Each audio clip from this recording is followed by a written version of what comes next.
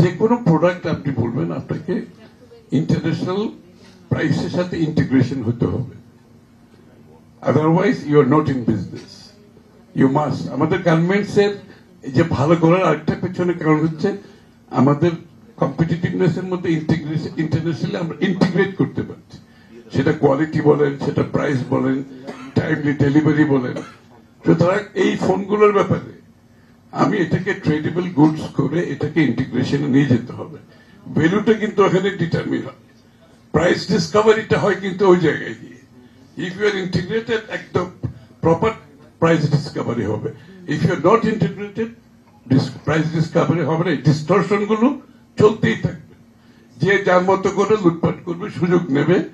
এবং এটাই বাংলাদেশের স্ট্যান্ডার্ড হয়ে গেছে বিজনেস প্র্যাকটিস, যে পৃষ্ঠপোষকতার ব্যবসা বাণিজ্য।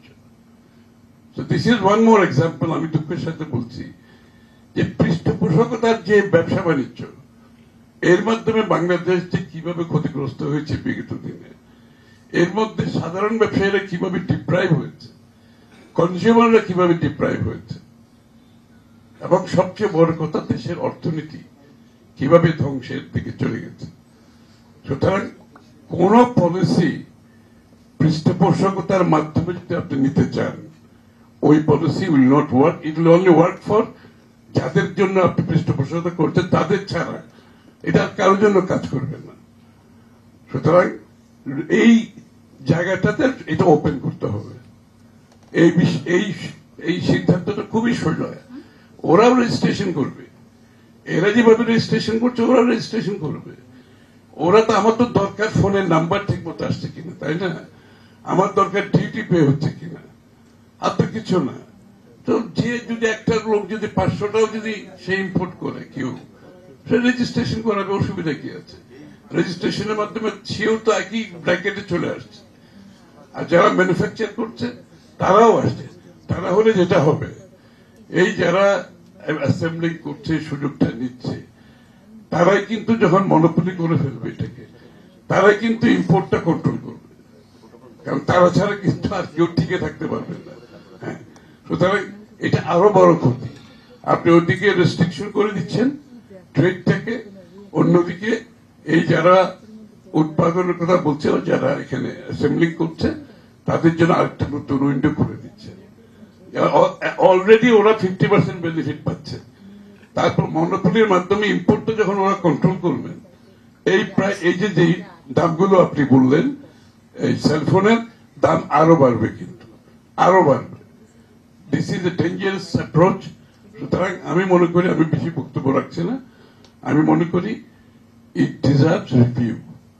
আমি আপনাদেরকে আশ্বস্ত করতে চাই, আল্লাহ যদি আমাদের দায়িত্ব দেয় আগামী দিনে নির্বাচনের মাধ্যমে, এই পলিসিটাকে রিভিউর প্রয়োজনীয়তা আছে।